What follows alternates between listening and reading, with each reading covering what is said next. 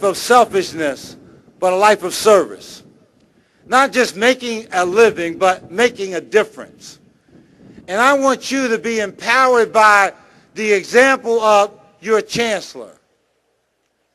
Now, and also Mrs. Randolph, to know that as you sit here today, as you and your families will go out and have a meal and celebrate this great achievement, as you'll go home, and I know for your parents, they hope you won't stay but for so long that you're just, passing through. But as you launch your life's work, your work will be anchored in so many ways, in part in the education that was your experience here at Elizabeth City.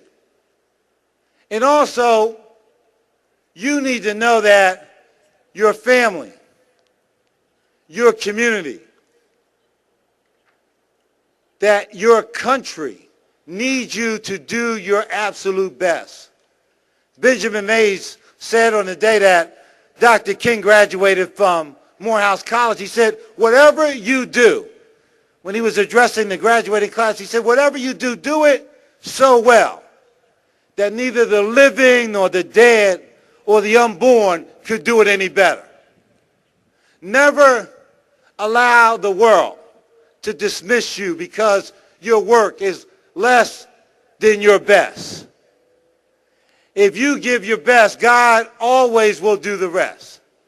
So as you go forward and look at the examples, when President Obama lost a race running for Congress just a few years ago, all the Chicago papers said his career was over. He was washed up as a young state senator. He had went up against the establishment and lost pretty handily in a race for Congress. 2 years later, he won in a landslide, getting elected to the U.S. Senate. And before his seat was warm in the Senate, he was off running for the presidency of the United States. Even though when he went to the convention, Hertz Rent-A-Car wouldn't accept his credit card because he was over his credit limit. Even though he didn't have credentials to get in the door in the Democratic Convention in L.A. in 2000, he was the keynote speaker in the Democratic Convention in Boston 4 years later. Life has in front of you the same kinds of ups and downs. You will be successful only to the degree that you stay determined to focus on the high prize, to keep your eyes focused on what you know to be a certainty about the fact that everything that God has made works, and that God doesn't make any junk, and that you as a graduate of this great university and as a child of God can achieve anything that you believe. All you have to do is set your mind to it and not listen so much to those who may be critics, but in your own way, listen to what you know to be the truth, which is that you have within you the power of greatness. Nelson Mandela walking out of prison after some 27 years, getting ready to be sworn in as the new president of South Africa. He said, our greatest fear is not that we are going to fail, but sometimes our greatest fear is that we are going to be greater than we can even imagine. You need to know with a certainty.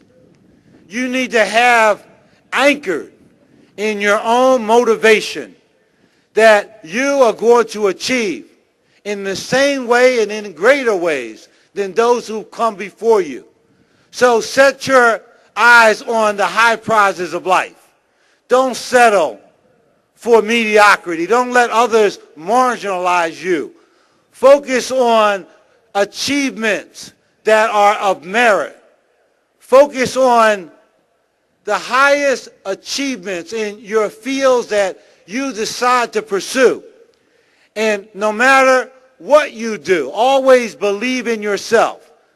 Have a knowledge that you can achieve anything that anyone else has achieved, number one, and that whatever has been done, the greatest teachers have not yet walked into a classroom, and the greatest lawyers have not walked into a courtroom, and that whatever may be achieved by a Congressman Butterfield or Fattah or any who serve in the command posts of power in our country, that there will still be great work for your generation to achieve.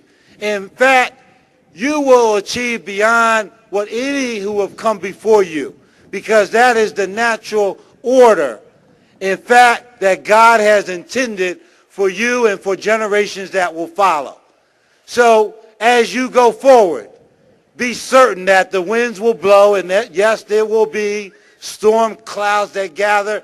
You will not get every job you apply for, but you won't get any job you don't go after. You have to dare to struggle in order to dare to win. So I know, and as I move on back to Washington and engaged in the fights that we're engaged in, that we are made better as a country because you've come this way, that you focused and learned the work that your lesson plan and this great faculty has put in front of you, and that you are prepared to take on your responsibility. We are part of a intergenerational relay race in which we run our part of the race and then we pass the baton. And this is part and parcel of that effort in which you now have your responsibility to carry this effort forward. And you have great examples in your great chancellor, in Edith Randolph, in your parents and grandparents, in the faculty that you have met here. Go forward. Don't rest on your laurels. Be certain that there is more that is intended in your life and that there is a purpose for your education, and that is to help others. You will not have a life of irrelevance, but a life of significance. Not a life that's paltry, but a life that's powerful. And it is because anchored in part in the education that you received here, in the belief that your family has in you, and in the fact that God intends for each of you greatness. God bless you all, and congratulations.